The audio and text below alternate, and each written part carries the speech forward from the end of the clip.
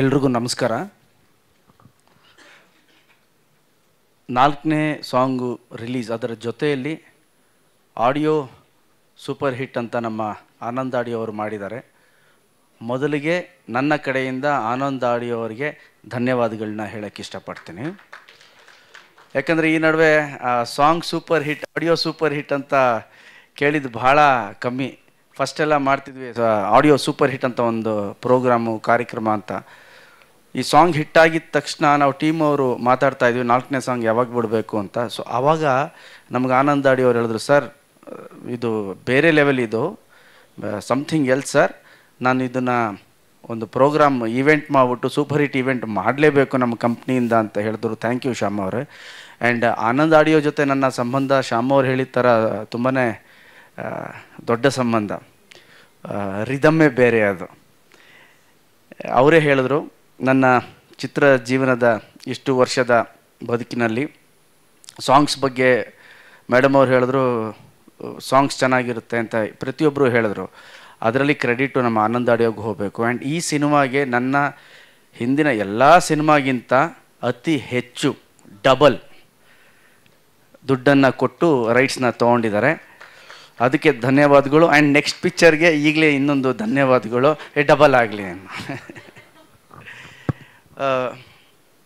Plus ಪ್ರತಿಯೊಬ್ಬ lyricist, ಸಿಂಗರು ಎಲ್ರಿಗೂ ನಾನು ಥ್ಯಾಂಕ್ಸ್ ಅಂತ ಹೇಳೋಕ್ಕೆ ಇಷ್ಟಪಡ್ತೀನಿ. ನಮ್ಮ ಚಂದನ್ ಅವರು ಮೈಸೂರಲ್ಲಿ ಫಸ್ಟ್ ಸಾಂಗ್ ರಿಲೀಸ್ ಮಾಡಿದಾಗ ಹಾಡಿದ್ರು. ಅಲ್ಲಿ ರ್ಯಾಪರ್ ಚಂದನ್, ಲಿರಿಸಿಸ್ಟ್ ಕೂಡ ಅವರು.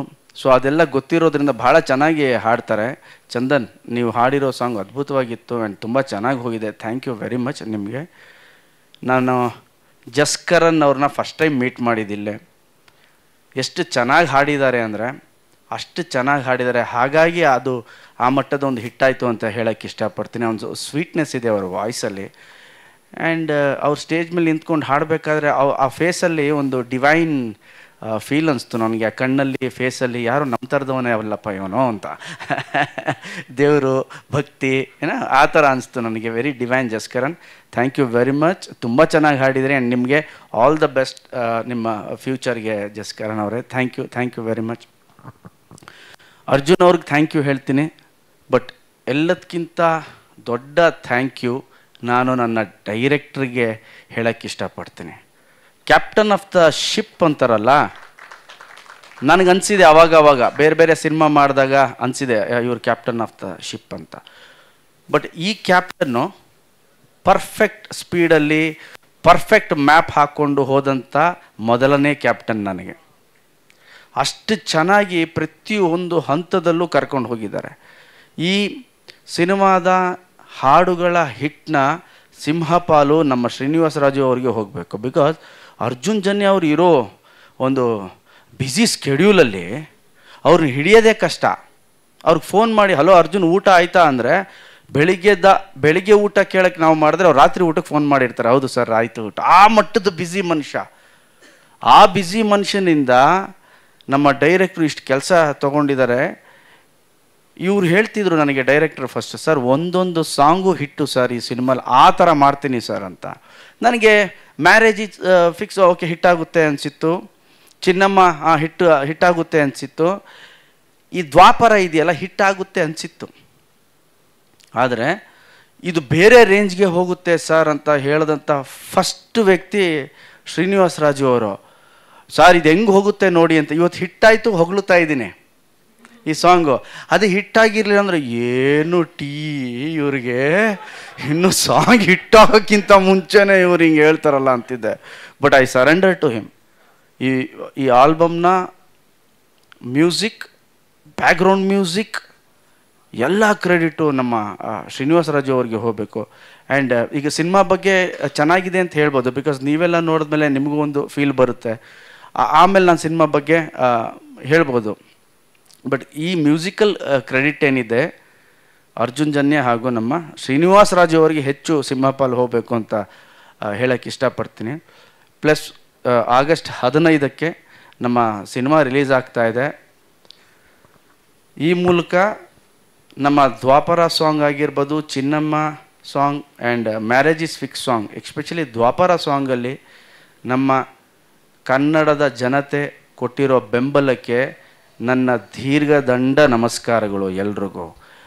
ಆ್ಯಂಡ್ ರೀಲ್ ಮಾಡಿದಂಥ ಪ್ರತಿಯೊಬ್ಬರಿಗೂ ನಿಮ್ಮ ಗಣೇಶನ ನಮಸ್ಕಾರ ನಮಸ್ಕಾರ ನಮಸ್ಕಾರ.